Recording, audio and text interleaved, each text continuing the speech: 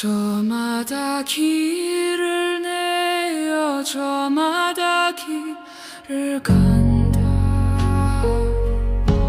휘는 가지 끝 매달렸던 한때의 몸에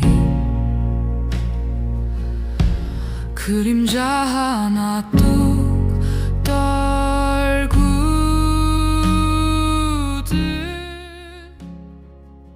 안녕하세요. 오늘 보내주신 자료들 정말 흥미롭게 읽었습니다. 네, 저도 다시 보면서 참 많은 생각을 했어요. 시작하기 전에 청취자분들도 한번 이걸 떠올려 보시면 좋을 것 같아요. 우리 학창 시절에 생물 시간에 달달 외웠던 거 있잖아요. 해마 하면 딱 떠오르는 한 문장. 기억을 저장하는 곳이다, 이거죠. 바로 그거죠. 그런데 오늘 저희가 이 간단하고 명료해서 의심조차 안 해봤던 문장을 완전히 한번 박살내보려고 합니다. 네, 그 박살낸다는 표현이 아주 적절한 것 같아요. 오늘 자료들의 핵심 주장이 바로 그거잖아요. 해마가 무슨 낡은 비디오 테이프 쌓아두는 그런 창고가 아니다. 그렇죠. 그런 단순 저장소가 아니라 오히려 과거의 데이터를 이용해서 미래를 시뮬레이션하는, 뭐랄까 굉장히 정교한 타임머신이자 예측 엔진에 가깝다, 이런 이야기죠. 맞아요. 그리고 그 엔진이라는 재정의가 정말 중요한 게 이게 만약에 고장이 나면요. 그냥 옛날 일이 좀 까물까물하네, 이 수준에서 절대 끝나지가 않는다는 거예요. 문제가 훨씬 심각해지는 거군요. 네, 자료들을 보면 공통적으로 지적하는 게 해마의 기능이 멈추면 우리 정신세계에서 미래라는 시간 좌표 자체가 그냥 증발해버린다고 해요. 미래라는 개념 자체가요? 그게 비유가 아니고요? 네, 비유가 아닙니다. 그리고 이게 우울감이나 심지어 자살 충동과 아주 직접적인 인과관계로 연결된다는 걸 보여주고 있죠. 와, 그 지점이 저도 사실 제일 소름 돋았던 부분인데요. 자, 그럼 이 예측 엔진이라는 게 도대체 어떻게 작동하는 건지 이걸 좀 자세히 들여다보죠. 네네. 자료에서 해마를 영화 감독에 비유한 부분, 그거 참 와닿더라고요. 맞아요. 그 비유가 아주 정확합니다. 정보를 그냥 파일처럼 저장하는 게 아니라 하나의 장면을 만든다? 이 말이잖아요. 네, 뇌의 여러 다른 영역에 흩어져 있는 정보 조각들을 끌어모으는 거죠. 예를 들어 우리가 어제 친구랑 카페 갔던 일을 떠올린다고 하면요. 네, 어제라는 시간, 카페라는 공간, 친구라는 인물, 커피 맛, 그때 느꼈던 감정까지 이 수많은 정보 파편들이 있잖아요. 네, 그렇죠. 다 따로따로 흩어져 있는 거죠. 마치 다른 서랍에 들어있는 문서들처럼. 바로 그거예요. 해마가 그 서랍들을 다 열어서 언제, 어제, 어디서, 그 카페, 누구랑, 친구랑, 기분은 즐거웠지, 이렇게 조각들을 쫙 엮어서요. 하나의 완성된 장면으로 만드는 거군요. 네, 어제 친구와 카페에서 즐거운 시간을 보냈던 한 장면으로 완성하는 겁니다. 이 전체적인 그림을 만들어내는 게 해마의 핵심 기능인 거죠. 그러니까 단순 저장이 아니라 진짜 편집하고 연출하는 영역이네요. 맞습니다. 근데 여기서부터가 진짜 흥미로워지는 것 같아요. 이 과거 장면을 만드는 능력이 미래를 상상할 때도 똑같이 사용된다는 거잖아요. 바로 그겁니다. 전 이 부분이 제일 놀랍더라고요. 뇌과학자들이 이걸 기능적 MRI 같은 걸로 뇌를 찍어보니까요. 사람들한테 과거의 특정 기억을 떠올려보라고 했을 때랑 네. 아직 일어나지 않은 미래를 상상해보라고 했을 때 활성화되는 뇌 부위가 거의 90% 이상 겹치더라는 거예요. 와, 90%나요? 네, 사실상 뇌는 과거 회상이랑 미래 상상을 거의 같은 작업으로 처리하고 있었던 거죠. 잠깐만요. 그럼 우리가 미래를 상상한다는 게 완전히 새로운 걸 창조하는 게 아니라는 뜻이네요. 그렇다고 봐야죠. 우리의 뇌가 무에서 유를 만드는 마법사는 아니니까요. 대신에 과거라는 그 거대한 데이터베이스에 접속을 하는 거예요. 거기서 쓸만한 재료들, 그러니까 이 기억의 조각들을 꺼내와서 그걸 재조합하는 거군요. 네, 이리저리 붙여보고 재조합해서 아마 이럴 것이다 하는 그럴듯한 미래의 한 장면을 시뮬레이션 하는 겁니다. 와, 완벽하게 이해됐어요. 그런 과거 기억이 흐릿하고 부족하면 미래를 그릴 물감이나 재료 자체가 없는 거나 마찬가지네요. 그렇죠. 과거가 무너지면 미래도 같이 무너지는 아주 직접적인 연결고리가 있는 겁니다. 그래서 기억상실증 환자들이 미래 계획 세우는 걸 그렇게 어려워하는 거군요. 네, 맞습니다. 상상할 재료 자체가 고갈된 상태니까요. 알겠습니다. 이렇게 중요한 타임머신이자 예측 엔진인 해마가 대체 왜 망가지는 걸까요? 자료들에서 공통적으로 지목하는 주범은 역시나 만성 스트레스더라고요. 네, 여기서 스트레스가 어떻게 뇌를 물리적으로 공격하는지 그 메커니즘을 좀 볼 필요가 있어요. 물리적으로요? 네. 우리가 스트레스를 받으면 몸에서 코르티솔이라는 호르몬이 나오잖아요. 이건 사실 아주 정상적인 생존 반응이에요. 그렇죠. 단기적으로는 오히려 집중력도 높여주고 힘도 나게 해주고요. 맞습니다. 문제는 이게 만성적으로 끝나지 않고 계속될 때 발생합니다. 우리 뇌의 여러 부위 중에서 유독 해마에, 아, 해마예요? 네, 이 코르티솔을 받아들이는 수용체, 안테나 같은 게 아주 빽빽하게 분포하고 있어요. 그래서 스트레스가 계속되면 해마가 다른 곳보다 타격을 더 직접적으로 받는 거군요. 그렇죠. 거의 코르티솔에 절여진다고 표현해도 과언이 아닐 정도예요. 잠깐만요.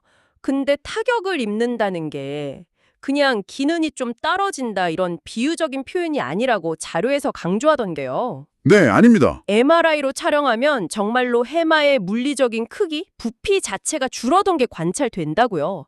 이게 사실인가요? 네, 그게 가장 충격적인 부분이죠.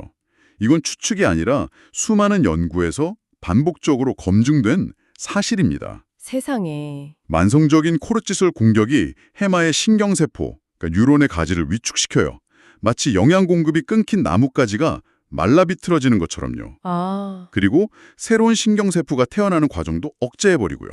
결국 뇌의 일부가 정말로 쪼그라드는 겁니다. 와. 스트레스가 심리적인 걸 넘어서 뇌의 하드웨어를 직접 파괴하는 거였네요. 이건 정말 충격적인데요? 그렇죠. 그럼 이렇게 해마가 물리적으로 위축되고 기능이 멈췄을 때 사람의 내면에서는 대체 어떤 일이 벌어지는 걸까요? 바로 여기서 미래의 소실 현상이 나타납니다. 보통 건강한 뇌는 끊임없이 미래를 시뮬레이션 하거든요. 네.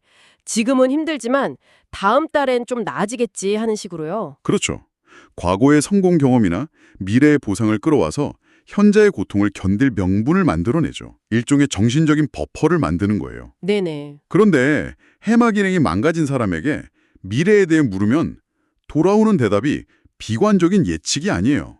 미래는 끔찍할 거예요가 아니라 그냥 모르겠어요. 아무것도 떠오르지 않아요.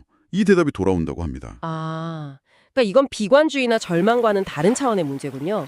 미래가 나쁘게 그려지는 게 아니라 아예 안 그려지는 거죠. 미래를 그릴 캔버스 자체가 그냥 사라져버린 상태. 생각의 바탕이 되는 시간축이 현재에 딱 멈춰버린 거네요? 정확합니다. 그래서 이걸 상상불능 상태라고 부르기도 해요. 내일, 다음 주, 내년이라는 개념 자체가 뇌에서 로딩이 안 되는 거죠. 그렇군요. 이 지점에서 자료들이 공통적으로 언급하는 뇌의 계산식 이야기가 나오더라고요. 네, 아주 근원적인 계산이죠. 현재 내가 겪는 이 고통의 비용은 미래에 얻게 될 보상으로 상쇄가 가능한가? 모든 인간의 뇌가 이 계산을 계속하고 있다는 거죠. 그렇죠.